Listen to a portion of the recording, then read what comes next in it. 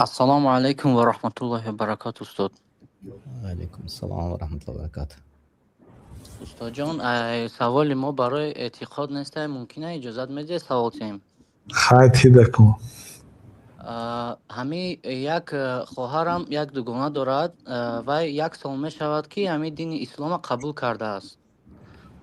ҳами як зани мусулмон шудагӣ гуфта навиштед, шумо будед? ман будам. Пурсед.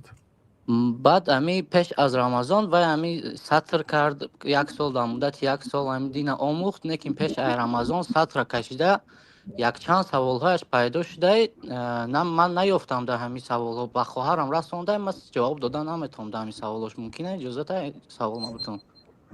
Тед.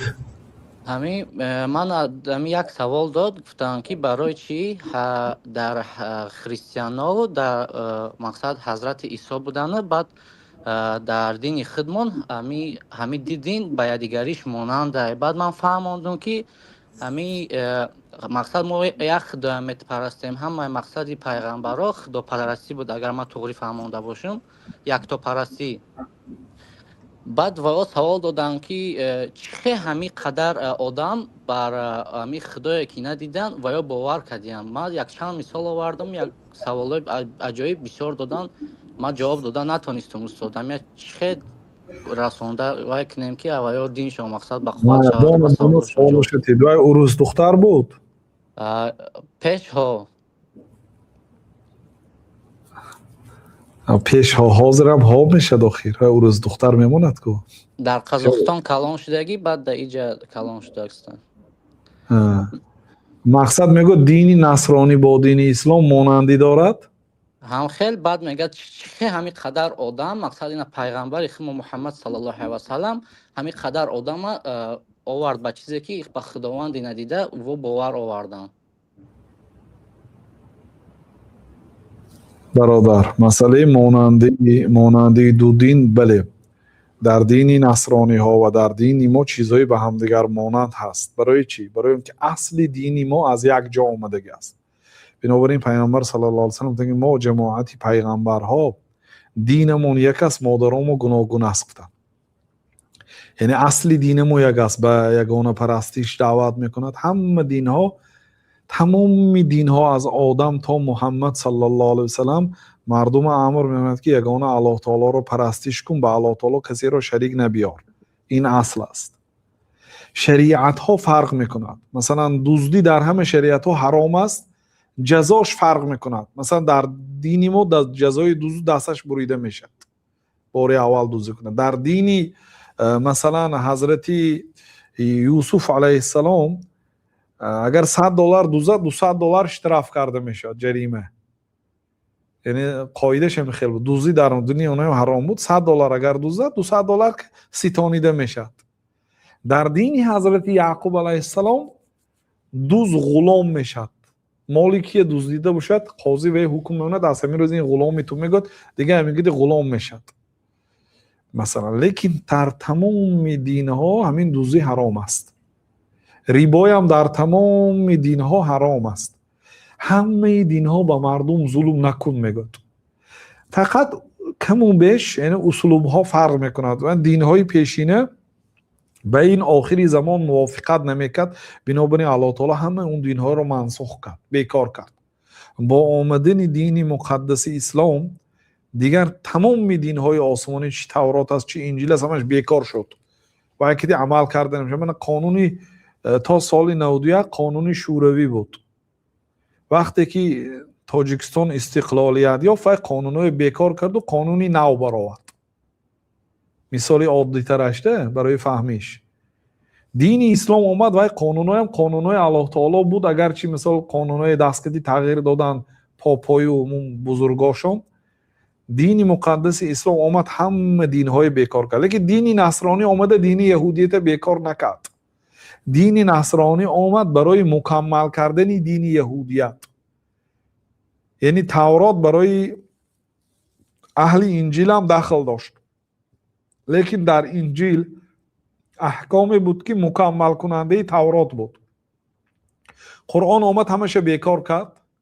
ҳамаш дар қуръон ҳаст. آن چیز مثلا در قرآن چیزهایی هست که تصدیق کننده تورات و انجیل است. در قرآن چیزهایی هست که در تورات و انجیل هست. بنابراین قرآن یک کتابی که به دیگر کتابا نیاز ندارد. همه دینهای بیکار کرد. ما با آنها مانند هستیم برای چی؟ برای آنکه اصل دین ما از جانب الله تعالی آمده است. ایمان به الله تعالی، ایمان به فرشتگان، ایمان به روز قیامت، ایمان به تقدیر، ایمان به جنت و دوزخ، این چیزا ما با همراهی نصرانی ها در این مسئله ها نزدیک هستیم.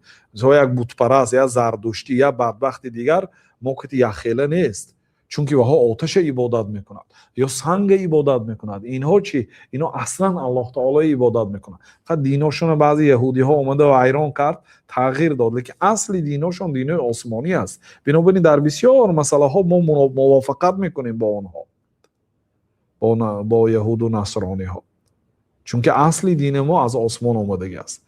سوال دومش چی؟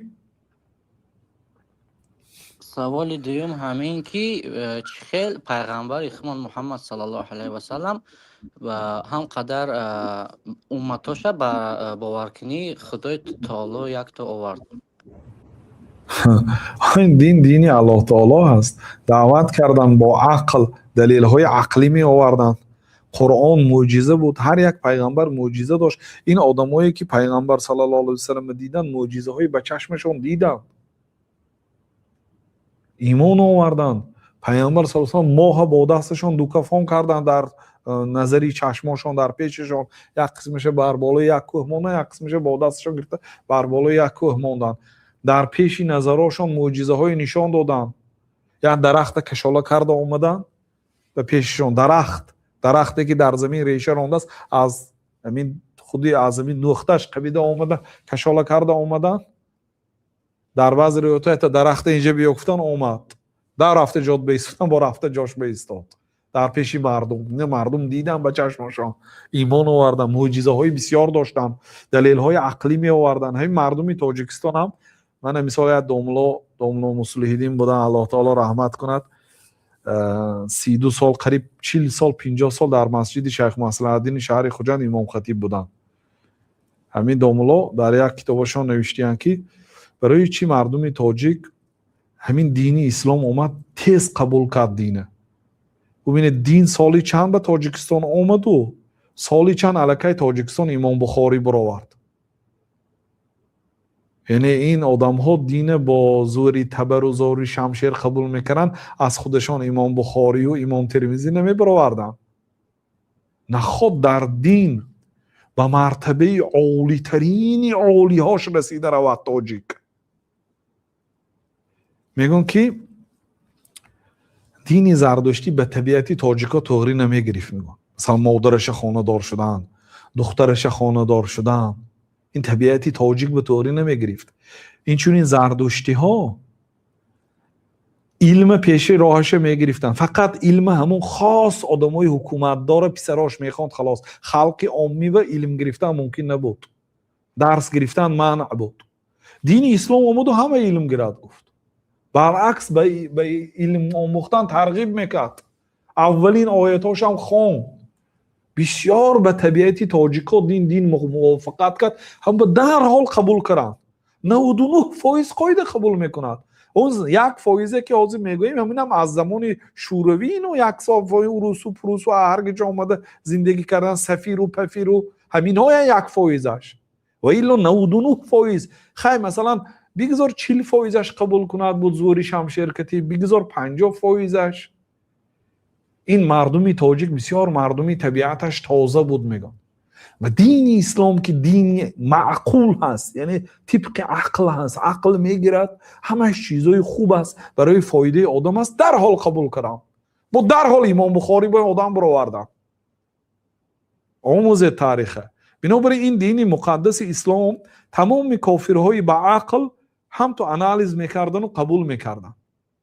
حاضرم دل خواه کافر یک بار قرآن خوانده برآید، خاصتا به زبان عربیش، بعد اختیار کند، خواهد قبول کند، خواهد قبول نکند. بنابراین این دین الله تعالی هست. این موافق به فطرت است، موافق به طبیعتی تازه هست.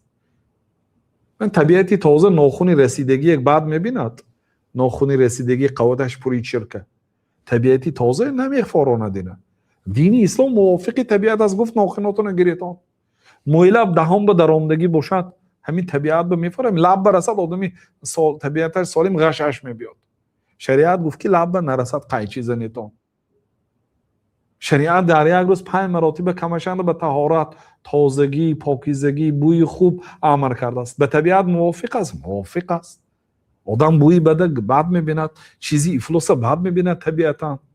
بنابراین این شریعت با عقل، به فطرت، به طبیعتی تازه مناسب است و هیچگاه عقلی صحیح با شریعت ضدیت نمی کند. کدام آدمی که همین شریعتی پاکی از جانب الله آمدگی و اگر اعتراض بکنه عقلش بیمار است و آدم تبابت کند عقلش. بنابراین آدم ها قبول کردن و قبول کرده ایستادن روز از در روسیه، در اروپا، در اوکراین عددی قبول کرده مسلمان شده خیلی زیاد هستند در همین 10-20 ساله آخرا. در امریکا، در کانادا. بله چنین است. واقعا اگر اون نفر باز علمای روسی که مخصوصا برای نصرانی ها رو دعوت میکنند یا یهودی ها رو دعوت میکنند خیلی زیاد است. با اون زبان هم تماشا کنند خیلی زیاد میکنند.